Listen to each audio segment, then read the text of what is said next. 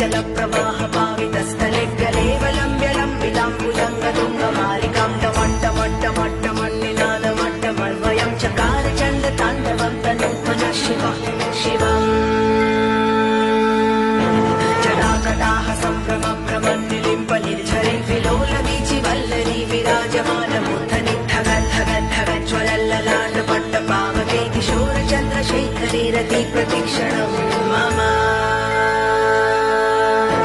धराधरेन्द्रनन्दिनी विलासबन्धुबन्धुरस्फुरद्दिगन्तसन्तति प्रमोदमान मानसे कृपा कटाक्षधोरणी निरुद्धदुर्ध